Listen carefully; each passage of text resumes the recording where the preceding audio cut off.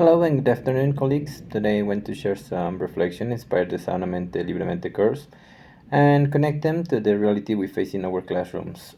We live in a society where stress, the social pressure, the workplace demands often push young people, and everybody to be honest, to the use of harmful substance.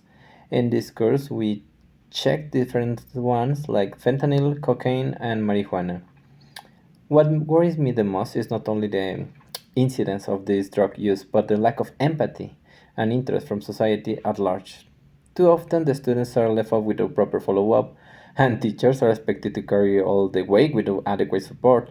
That is why programs rooted in our academic community are urgently needed. The key learning for this course is the three concepts for me. One is the emotional well-being. Understanding that mental health is not just the absence of illness, but the presence of balance, resilience, and hope. The second is risk and protective factors, recognizing that the stress, the exclusion, social pressure includes the vulnerability, while empathy, inclusion, and supportive relationships protect against addiction. And the third one, the obvious one, is the prevention. The prevention strategies and the culture, building classroom where dialogue, respect, and responsibility replace stigma and silence, it's something hard to do and pretty tricky because as human beings, our mind, our hearts, our thoughts are always different in a way.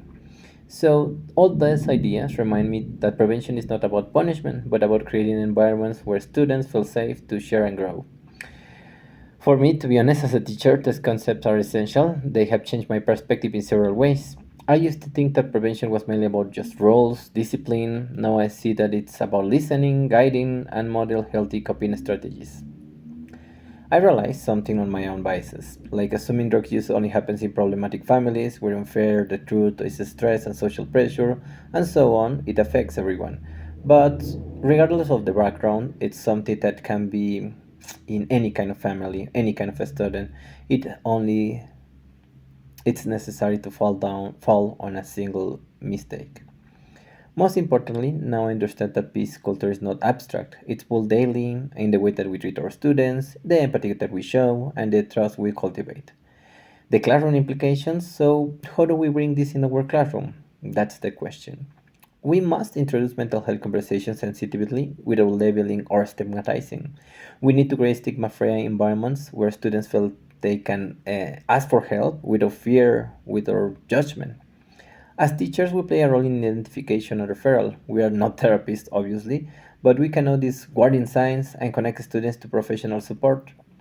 And we have to advocate for inner programs led by our own academic crews because external solutions often fail to understand the daily realities of our schools. So for this, for all these thoughts, of course, we can anticipate challenge. Talking about drugs and mental health can trigger painful experience for students.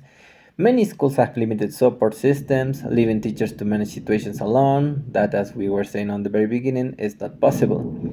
In some communities, there is cultural resistance, belief that this topic should remain hidden in silence.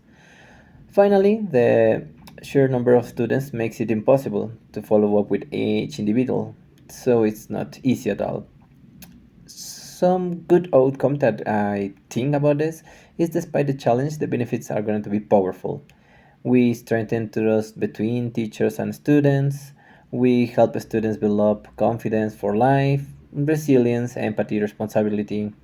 We will contribute to building a peaceful culture where prevention is now not only about fear but about hope, solidarity.